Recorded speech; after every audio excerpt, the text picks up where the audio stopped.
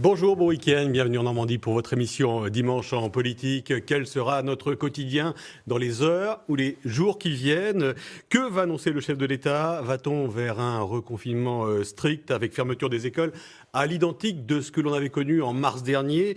La Normandie n'échappe pas, vous le savez, à la propagation du variant britannique dont la présence dans notre région a été multipliée par 4 en l'espace de 3 semaines. Une épidémie dans l'épidémie qui menace de frapper très vite et très fort, selon le ministre de la Santé, Olivier Véran. Pour en parler ce midi, notre invitée, c'est la sénatrice UDI de l'Orne, Nathalie Goulet. Bonjour. Bonjour. Candidate également au régional en juin prochain. Puis question, quand reviendrons-nous à une vie normale avec des cafés, des bars, des restaurants ouverts? Les professionnels s'impatientent. Certains appellent à une désobéissance afin de retrouver leurs clients. Nous serons en direct dans quelques instants avec Philippe Lefebvre, le président de l'Union des métiers de l'industrie hôtelière en Normandie. Bonjour. Enfin, retour sur le mal-être des étudiants qui ont réclamé cette semaine la réouverture des universités. Près d'un élève sur 4 déclare avoir des pensées suicidaires. Nous serons tout à l'heure en compagnie de Lamri Adoui, le président de l'université Caen Normandie. À tout de suite. Mais d'abord, en attendant l'intervention très attendue du chef de l'État qui devrait annoncer un 3e reconfinement, eh bien, on va réécouter le ministre de la Santé, Olivier Véran, qui évoquait cette semaine cette menace d'une nouvelle épidémie depuis l'arrivée de ce variant anglais sur notre sol. C'était il y a 3 semaines. Ce que nous voulons éviter, c'est une épidémie dans l'épidémie, qui n'est pas encore véritablement visible en France, mais dont tout nous laisse à penser qu'elle sera une réalité très vite et très forte si nous ne faisons rien. Ces variants, je les considère un peu comme des nouveaux virus, appelant de nouvelles mesures pour nous protéger. Les Français font preuve depuis plus d'un an, ou près d'un an, d'un remarquable esprit de solidarité et de responsabilité. Nous devons tenir encore. Voilà, nous devons tenir encore face à la menace d'une épidémie dans l'épidémie. Nathalie Goulet, il faudra reconfiner un mois et demi. Ça commence à être dur, long même pour les Français et les Normands, là. Écoutez, c'est difficile pour tout le monde, c'est une certitude, mais ce qui est surtout difficile, c'est que chacun d'entre nous, ou plus exactement aucun d'entre nous, ne disposons de la solution. Donc, ni de la boule de cristal pour savoir quand ça s'arrêtera. Donc, moi, je pense qu'il faut gérer tout ça avec beaucoup de modestie, beaucoup de prudence et surtout... Il faut reconfiner. J'ai pas d'idée sur la question. Je pense que le gouvernement essaye de faire au mieux, compte tenu déjà des dépenses qui ont été faites pour soutenir l'économie. Mais ce problème de santé, vous savez, une épidémie comme ça, c'est complètement inédit. Donc, je crois qu'il faut se montrer assez modeste.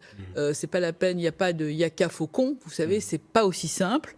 Il faut essayer de faire au mieux. Vous avez parlé des étudiants tout à l'heure, on a évidemment anticipé... Et on va parler des écoles, justement. Et des écoles, bien sûr. Qu'est-ce qu'on fait, justement? Est-ce qu'on ferme les écoles dès la semaine prochaine? Mais si vous fermez les écoles... un mois prolonger les vacances de février, c'est peut-être pas une mauvaise idée.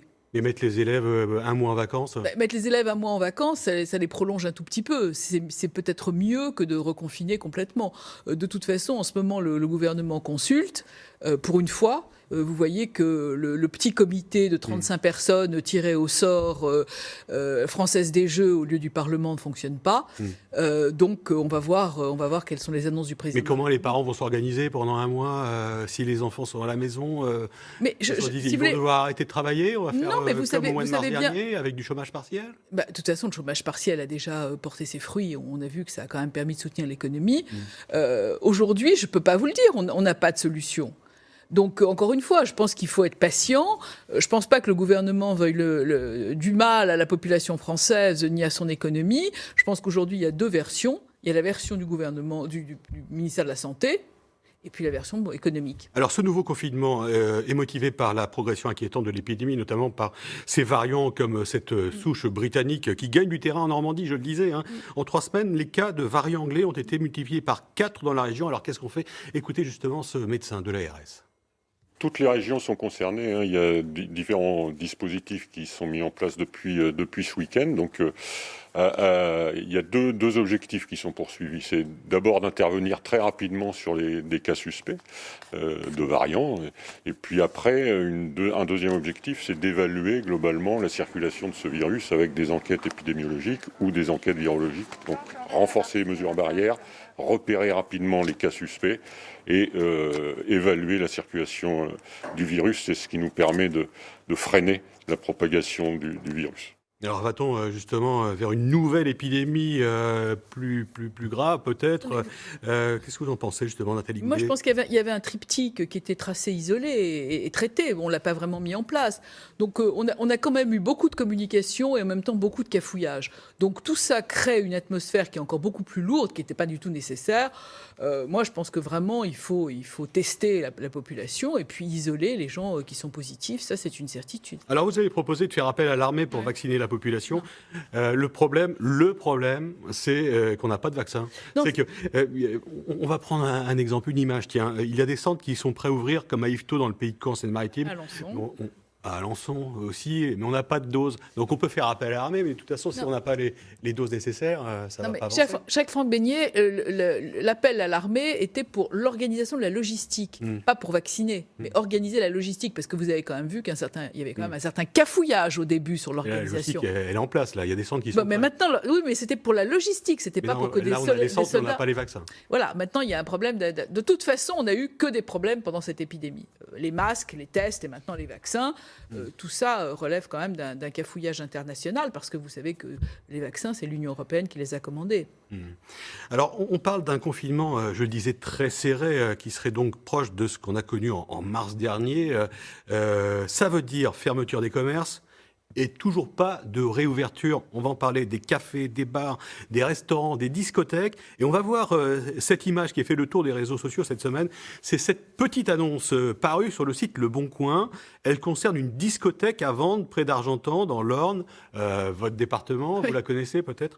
Je ne sais pas. Le Tamengo, c'est une institution depuis plusieurs générations. Le propriétaire qui ne veut plus gérer cet établissement, il décide de jeter l'éponge. Avec nous en duplex de Rouen, Philippe Lefebvre, c'est le président de l'Union des métiers de l'industrie hôtelière en Normandie.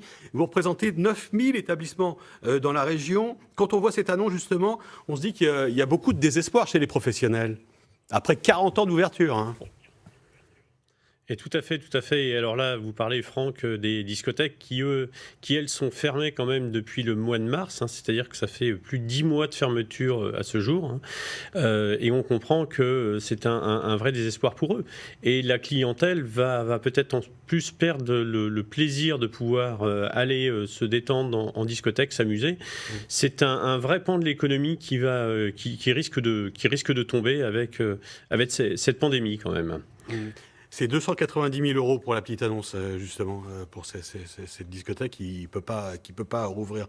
L'appel Alors, le problème aujourd'hui, pour trouver une banque qui prête, c'est déjà impossible pour une discothèque en temps normal. Alors, vous imaginez, dans la situation actuelle, ce sera vraiment pour un changement de destination de lieu. C'est sûr et certain, là. Alors, on a vu certaines images cette semaine circuler qui ont été très commentées, comme ce restaurant à Nice qui a accueilli une centaine de clients sans masque, sans respect des gestes barrières, des règles sanitaires. Est-ce que vous condamnez ce genre d'initiative, Philippe Lefebvre? Et est-ce que vous dites... Finalement, c'est normal parce que les gens sont à bout et il faut bien comprendre qu'il peut y avoir des actes de désobéissance comme ça?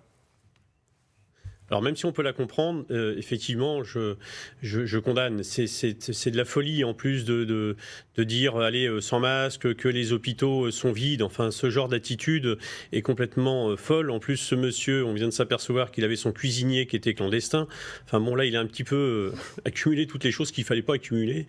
Mais effectivement, on peut comprendre que les professionnels soient à bout parce qu'on n'a aucune perspective d'ouverture, mais il nous faut absolument ne pas tomber dans ces pièges.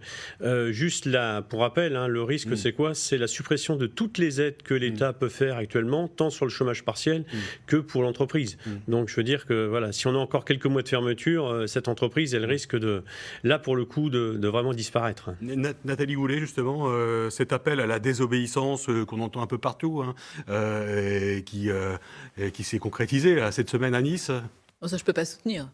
je peux pas soutenir. Condamné également. Mais je condamne, vous savez, c'est un problème de santé publique, il faut que les gens soient un peu responsables. On n'a jamais connu une telle épidémie, et ceux qui ont été malades et qui en sont sortis vous rappelleront dans quel état ils ont été, et comme c'était douloureux, et comme il y a des séquelles. Donc, et chacun auprès de nous peut avoir connu des gens qui ont été malades et qui n'ont pas survécu. Donc c'est une vraie épidémie, on n'a jamais connu ça dans l'époque récente. Ça crée des contraintes, c'est très compliqué, c'est compliqué pour tout le monde, mais je crois qu'il faut être raisonnable et en tous les cas suivre au mieux les instructions, en tous les cas sanitaires. Alors Philippe Lefebvre, on sait qu'il y a un fonds de solidarité qui a été mis en place. Effectivement, vous le disiez, du chômage partiel également pour les employés. Est-ce que ça suffit justement pour tenir bon et tenir encore quelques semaines, quelques mois peut-être ? Ça dépend un petit peu de la continuité, puisque on a entendu que c'était pas une certitude que tout ça puisse continuer dans le temps. On a entendu un représentant du gouvernement que le quoi qu'il en coûte devait pouvoir s'arrêter. Dans notre profession, le quoi qu'il en coûte, il est là. Si aujourd'hui, et ce serait dommage d'avoir investi autant d'argent pour soutenir l'économie dans les CHRD, et puis de baisser les bras là d'un coup. Les sommes sont mieux qu'au tout début, puisqu'on est passé de 1 500 à 10 000 euros, voire 20% du chiffre d'affaires pour les entreprises les plus importantes. Et dans quel état d'esprit, ça a fragilisé sont les patrons de restaurants, bars, ceux que vous avez au téléphone tous les jours, là, ils disent quoi ? Alors, vous savez, c'est un métier de convivialité. Alors eux, ce qui leur manque, c'est leurs clients, c'est l'activité. Certains font de la vente à emporter, mais c'est pas pour gagner de l'argent, parce que c'est pas ce que ça rapporte. C'est surtout garder ce contact. Mais effectivement, le problème, c'est qu'on n'a pas de perspective. On ne sait pas quand est-ce qu'on va réouvrir. Est-ce que c'est fin mars? Est-ce que c'est au mois d'avril? Est-ce que c'est juin? On n'a aucune idée. Et honnêtement, on arrive à l'aube de la saison. On est encore à un mois et demi du début de la saison, mais ça risque d'être catastrophique. On a écorné la fin de saison dernière. On le voit là pour la saison de montagne. Alors, on n'est pas concerné en Normandie, mais ce sont quand même des professionnels qui sont impactés. Et honnêtement, le moral est au plus bas. Et on le voit, mais pas que dans l'hôtellerie-restauration, mais spécialement chez nous, on voit bien que les gens sont quand même sacrément atteints et ça risque de faire quelques soucis quand même. Qu'est-ce que vous dites, Nathalie Goulet, justement ? Le quoi qu'il en coûte, justement, il faudra qu'il s'arrête et peut-être...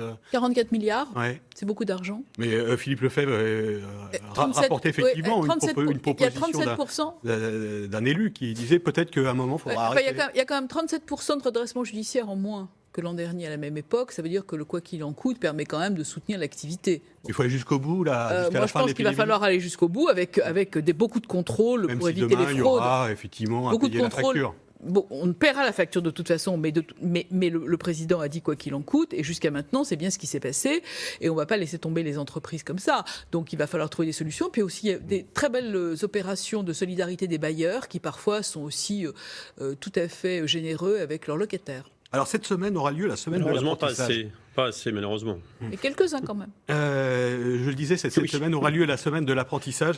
Et qu'est-ce qu'on fait pour ces jeunes apprentis, cuisiniers, serveurs, qui n'arrivent pas à trouver de maître de stage pour la bonne et simple raison que les restaurants sont fermés? Qu'est-ce qu'on fait? Comment vous les rassurez, Philippe Lefebvre? Qu'est-ce que vous leur dites? Qu'est-ce qu'on fait pour eux? On a le temps qui a été repoussé de 3 à 6 mois pour leur laisser le temps de trouver, et ça c'est les services de l'État qui ont autorisé à ce qu'un apprenti sans employeur puisse, au lieu de rester 3 mois sans employeur, que ce soit passé à 6 mois, mais on va très rapidement arriver à la fin des 6 mois. Et le problème, c'est que ces jeunes, et loin de dire du mal des centres de formation, puisqu'ils font le travail, ils font un travail important, mais il manque le côté professionnel dans les entreprises. Les entreprises, les jeunes commencent à baisser les bras, tant du côté des apprentis que des salariés. On en a qui quittent notre métier pour aller faire autre chose, parce que le chômage partiel n'arrive plus à combler le manque qu'ils peuvent avoir au niveau de la vie de tous les jours, la vie au quotidien, c'est pas forcément d'attendre le versement d'une aide de l'État au début du mois pour pouvoir boucler justement son mois. Qu'est-ce que vous faites, Nathalie Goulet? Ça va quelques mois, mais on va arriver sur 9 mois. Mais nous, on est exactement dans la même situation. Vous savez, on a beaucoup d'étudiants de Sciences Po, tout ça, qui viennent au Sénat pour des stages. On peut pas leur en donner. On travaille en ligne. On essaye de compenser. Voilà, eh bien, j'espère que le message sera entendu. Merci Philippe Lefebvre d'avoir participé à cette émission.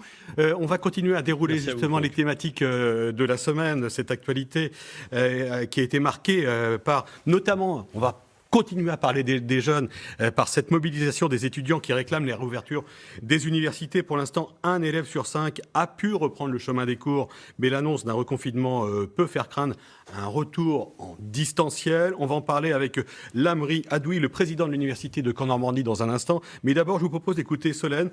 Elle est étudiante à l'université de Caen. C'est très dur de se dire je suis en échec. Déjà, parce que c'est un échec. Mais là, ça va faire 1 an quand même que cet échec il dure. Dans le sens, je me replonge dans mes études. Ah ouais, c'est vrai, je vais pas bien. Ah, puis je suis précaire aussi, je vis dans la précarité. Ah oui, d'accord. Donc là, en plus de ça, il faut que je consulte ce qui me reste à vivre pour peut-être aller demander au secours populaire ou peut-être dans une épicerie sociale et solidaire. Parce que si le taux de suicide, il augmente, c'est parce que déjà, on se sent délaissé totalement par l'État et qu'on aimerait bien que ça change.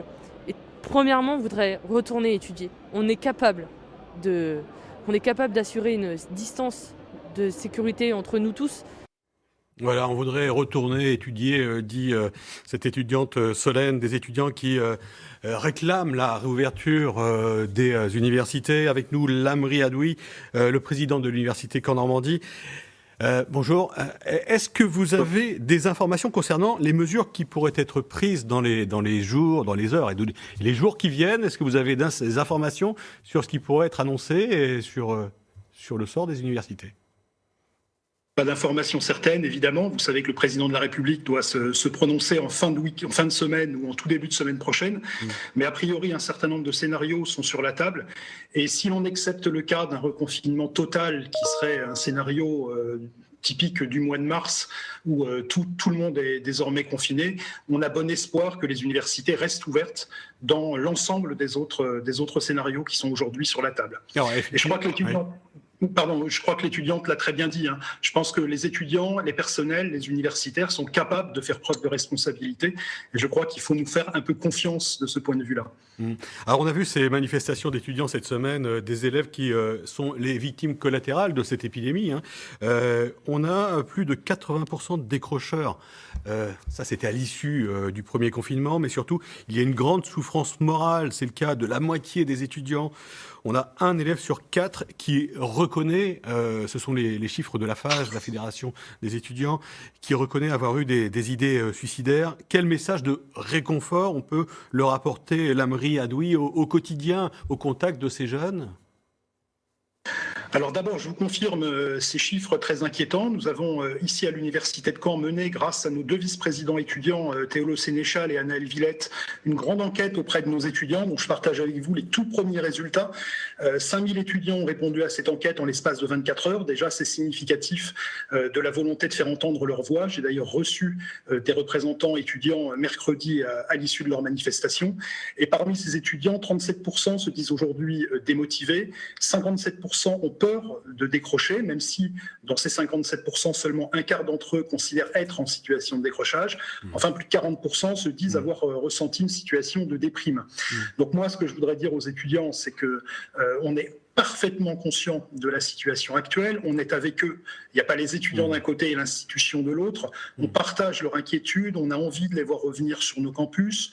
On pousse très fort au niveau du ministère pour pouvoir assurer ce retour désormais le plus tôt possible dans des conditions sanitaires évidemment respectées. Je pense qu'on a prouvé en septembre et octobre qu'on avait la capacité de le faire et qu'on va mettre, comme on l'a fait depuis plusieurs mois maintenant, tout en œuvre pour les accompagner. Alors on est face à une génération qui souffre. Il y a un profond mal-être, on vient d'entendre avec Lamri Adoui. Quand on a 20 ans, on a envie de sortir, de voir des amis, d'étudier, de se construire un avenir. Qu'est-ce qu'on fait pour eux, justement, pour ces jeunes, Nathalie Goulet ? Si vous voulez, vous ne pouvez pas priver les jeunes d'espoir et d'avenir. Je veux dire, c'est ce qui peut leur arriver de pire. Donc on est très mobilisés au Sénat autour du président de la Commission de la Culture, Laurent Lafont. Et on est en train de chercher des solutions. Mais est-ce que ça suffit justement de payer des séances de psy ou alors de mettre la cantine à 1 Non, euro ? je crois pas que ça suffise. Mais ce qu'il faut qu'ils sachent en tous les cas, et je crois que M. Lamri l'a très bien dit, c'est qu'on est vraiment très mobilisés sur le sujet. Mais il faut bien comprendre que toutes les sphères, toutes les strates de la population ont été touchées par cette maladie et que les étudiants reçoivent de plein fouet les effets pervers de cette épidémie, mais qu'on va trouver des solutions. Mais c'est quoi les solutions ? Et pas seulement le le repas à 1 euro, etc. Bon, c'est la reprise des cours, c'est aussi... Est-ce qu'il y a une indemnité minimum mensuelle, on en par parle, exemple, on en parle parce qu'ils ne peuvent pas travailler. Donc, si vous voulez, c'est quand même... C'est une question d'égalité républicaine, de pouvoir les aider à remplir et à réaliser leurs études et à devenir des citoyens. C'est maintenant qu'il faut les aider, c'est pas dans 6 mois, c'est pas dans 1 an. Donc si vous voulez, nos calendriers vont un peu se bousculer, mais c'est maintenant qu'on a besoin de leur fournir de l'aide et c'est maintenant qu'on y réfléchit. Je pense qu'on va trouver des solutions, en tous les cas, j'espère. Labri Adoui, quel type d'accompagnement concrètement vous proposez à l'université de Caen? Accompagnement moral, on parle d'accompagnement psychique, psychologique. Alors, on est sur toutes les dimensions, effectivement. Il y a l'accompagnement des bords pédagogiques qui nécessite de la remédiation avec les enseignants, mais aussi un recrutement massif d'emplois étudiants de manière à faire ce tutorat pédagogique. Un accompagnement pour reconstituer du lien social, parce que vous l'avez dit, à cet âge-là, c'est aussi le lien social, la culture, le sport, la vie sur le campus. Oui, c'est sortir avec des amis, effectivement. Voilà, l'ouverture des bibliothèques universitaires, qui est avérée et qui n'ont jamais fermé sur rendez-vous. Le fait d'avoir des actions de solidarité de la part des étudiants et des personnels remarquables. Je voudrais citer des initiatives étudiantes autour d'épiceries sociales et solidaires, mais aussi de collègues enseignants et enseignants-chercheurs, psychologues, qui se mettent à disposition pour donner des séances de consultation gratuites aux étudiants. Mais c'est vrai qu'on a besoin aujourd'hui de retrouver ce lien pédagogique et cette vie sur les campus. Et c'est vrai que cette question du calendrier est très prégnante parce que on a vraiment tous conscience de la situation, mais au bout d'un moment, c'est vrai que l'empathie ne suffit plus. Et donc, il faut qu'on arrive à recréer ce lien de manière à ce qu'on ait des réponses à apporter à ce décrochage. Et croyez-moi, vraiment, que ce soit les personnels enseignants, administratifs, techniciens, les étudiants, on est tous en phase et on est tous mobilisés dans cette quête. Une réaction, Nathalie Goulet, justement, pour conclure. Je crois que les étudiants pourront compter sur leurs élus qui sont aussi très mobilisés pour les aider. Encore une fois, sont la base essentielle de la population, ces jeunes, et on va essayer de trouver des solutions. On avait le RSA pour les jeunes, on a essayé de trouver. Le quoi qu'il en coûte comprend le soutien aux étudiants, bien sûr. Merci, Monsieur Adoui, d'avoir accepté notre invitation et de participer donc à cette émission Dimanche en politique. On va suivre justement l'évolution dans ces prochains jours et ce qui va se passer dans les universités, notamment à Caen, et voir quelles mesures d'accompagnement pourraient être décidées en faveur des étudiants. Merci. Je voudrais que l'on revienne à présent sur un témoignage qui nous a tous marqués. C'est celui du député de l'Eure, Bruno Kettel, qui a raconté comment, à l'âge de 11 ans, il avait été victime d'agressions sexuelles et même d'un viol. Un témoignage qui a fait écho aux révélations dans l'affaire Kouchner-Duhamel. On va écouter un extrait de cet entretien qu'il nous a accordé. C'était en 1977. Donc j'avais un peu plus de 10 ans. J'étais dans ma 11e année. Quelqu'un que je connaissais depuis ma naissance. En qui j'avais toute confiance. On peut parler de viol ? Ce serait aujourd'hui considéré comme un viol par la justice en termes de classification, effectivement. Ce sont des faits qui vous marquent à jamais. C'est pas mon expression, c'est pas un hashtag, c'est pas une loi qui feront que demain il ne se passera plus rien. Mais il faut construire collectivement une humanité qui fasse que ça ne se reproduise plus à un moment. Voilà, construire une humanité pour faire que ça ne se reproduise plus. Et vous aviez entendu, effectivement, j'imagine, ce témoignage très poignant de Bruno Kettel. C'est un témoignage courageux, difficile de la part d'un élu connu toute la Normandie et même au-delà, comme ça, révéler sa vie privée, après 40 ans d'ailleurs. Mais je crois que la parole s'est libérée, en tous les cas, après ce livre. Et je pense que la société avait aussi besoin de ça. C'est le genre de non-dits qui sont plus acceptables maintenant, notamment pour les victimes, bien entendu. Donc je crois que oui, la parole s'est libérée, c'est très bien comme ça. Alors comment encourager davantage encore cette parole à se libérer? Est-ce que vous pensez qu'aujourd'hui les mœurs sont en train d'évoluer et que les victimes sont davantage écoutées qu'il y a quelques années, dans une autre époque presque? Oui, on a eu MeToo, on a eu beaucoup de mouvements comme ça de libération de la parole et aussi de soutien aux victimes. Moi, je voudrais juste quand même balancer un peu tout ça en disant que vous avez aussi beaucoup de règlements de comptes familiaux qui peuvent aussi se passer avec des dénonciations. Donc la justice doit rester la justice, elle ne peut pas être médiatique, elle ne peut pas être sur les réseaux sociaux. Je pense qu'on a des magistrats qui sont compétents et c'est très important que la justice demeure la justice et les réseaux sociaux, les réseaux sociaux. Alors d'un côté, on a Bruno Kettel qui fait cette révélation sur sa vie privée pour faire prendre conscience que ça peut arriver à tout le monde, en fait. De l'autre, on a eu cet élu du Rassemblement national, Robert Rétou, conseiller régional, originaire de Valognes dans la Manche, qui a été mis en examen pour viol sur mineur de 15 ans. Il est accusé d'avoir violé sa belle-fille de 12 ans. Pendant près d'un an, c'était l'an dernier. Il a reconnu une partie des faits. Il est incarcéré et exclu immédiatement de son parti. Ce qui nous amène à parler du conseil régional, justement. La transition n'était pas forcément évidente, mais des élections qui doivent avoir lieu ou pas en juin, alors? En juin, le Sénat a voté pour un report en juin. Il a voté, vous n'êtes pas favorable, vous? Moi, j'attends de voir surtout les conditions de la campagne. Vous savez, c'est des conditions très acrobatiques parce que le sortant fait son travail et évidemment, c'est très compliqué de challenger le président sortant, voilà. Et vous êtes candidate et d'ailleurs, vous avez emmené... vous l'avez, là? Mon camembert, voilà. Mais écoutez, j'ai essayé de trouver quelque chose qui soit très normand. Donc voilà, un camembert au lait cru, dans la grande tradition, qui me sert de goodies quand je fais les marchés, quand je distribue. Il y a mon numéro de téléphone, c'est ma carte de visite. Et vous en avez tout, là, justement, de la constitutionnaliste? Je suis à peu près à 50 sur 109. Ouais, la moitié. Il y a encore un petit peu de temps. Oui, il y a du temps. Mais les conditions de la campagne sont vraiment très difficiles. On va voir quelqu'un qui joue. On aura le temps, en fait, de faire la campagne régionale. On n'est pas encore tout à fait dedans. On a encore 5 mois pour en parler. On va voir quelqu'un qui joue avec les couleurs de l'actualité. C'est notre dessinateur Chonu. Bonjour. Comme tous les dimanches, revisitons l'actualité de la semaine par le dessin. Les labos pharmaceutiques se livrent une course effrénée, comme les skippers du Vendée Globe, avec comme bon dernier le français Sanofi, qui a sorti les rames. Pauvre Pasteur, il doit enrager. Pauvres Français aussi qui sont dans l'incertitude. Ils commencent d'ailleurs à faire des réserves, ce qui n'est pas bon signe.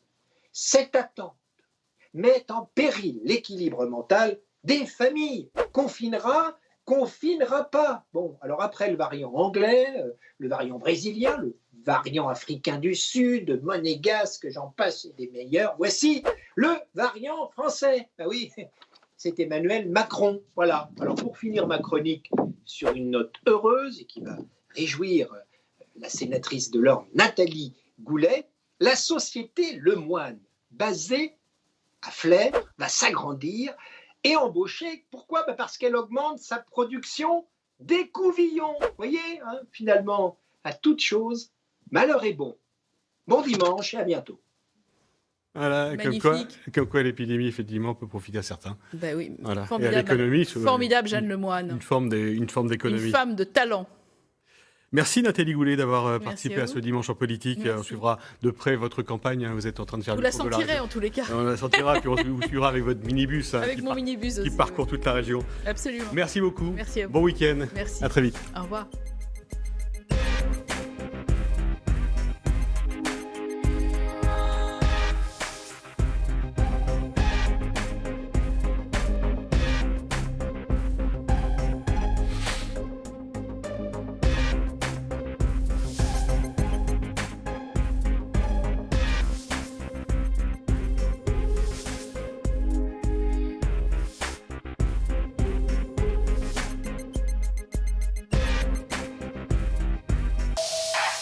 Les débuts, c'était magique. J'étais très jeune, c'était l'homme qui arrivait.